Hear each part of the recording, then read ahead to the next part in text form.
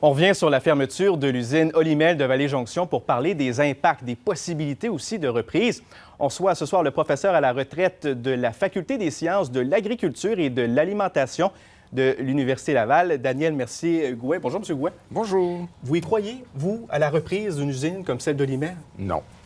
Pour quelle raison? Bien, c'est une usine qui n'est pas la plus moderne.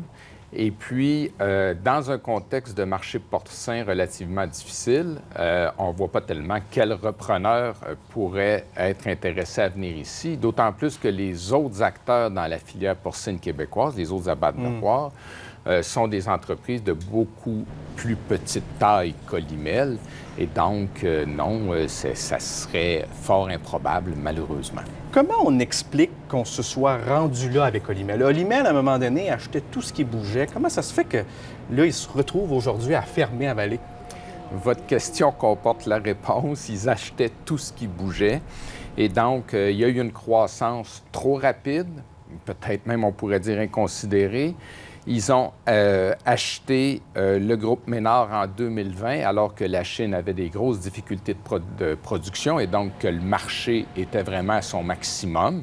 Et ils ont payé un prix qui correspondait. Donc, une croissance trop rapide, mal maîtrisée, qui fait que quand le marché se retourne, et c'est courant en production porcine, hein, c'est une production cyclique, il y a des bonnes années, des mauvaises années, mais ils se sont mis dans une situation trop fragile pour être capables de passer au travers de la crise conjoncturelle actuelle. Donc, ils ont pris de mauvaises décisions de gestion. C'est carrément ça.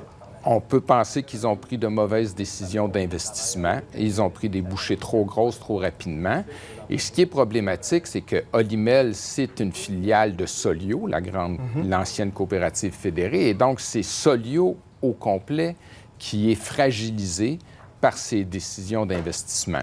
Alors, on peut dire qu'il y a eu fort probablement un problème de gouvernance. Je regardais les chiffres, M. Gouin, c'est 46 du porc du Québec qui est exporté vers la Chine, vers Hong Kong.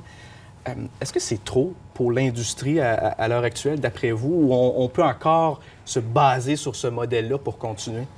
Bien, cette question-là s'applique à tous les secteurs d'activité économique au Québec.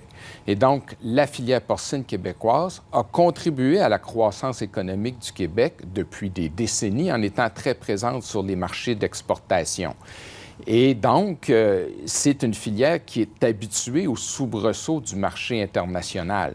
Et donc, il n'y a pas de raison de dire qu'on serait soudainement devenu si inefficace qu'on n'a plus notre place sur ce marché où le Québec est présent depuis une quarantaine d'années. Là, on sent un peu, on la sent comme il faut, la panique en Beauce pour les producteurs en Beauce. Si je vous demande l'impact de cette usine-là sur l'industrie au Québec, partout en province, c'est considérable? Bien, c'est considérable parce que là, on parle d'une réduction de volume de l'ordre d'1 million, 1,5 million de porcs par année.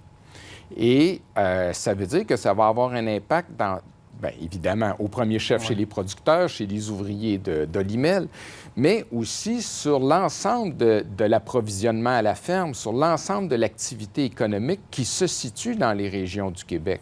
Donc oui, ça va avoir un impact. Maintenant, bon, le secteur agroalimentaire et le secteur agricole est plus large que ça. Donc ça va se poursuivre. Il pourra même y avoir, si le marché se replace, une croissance à un moment donné.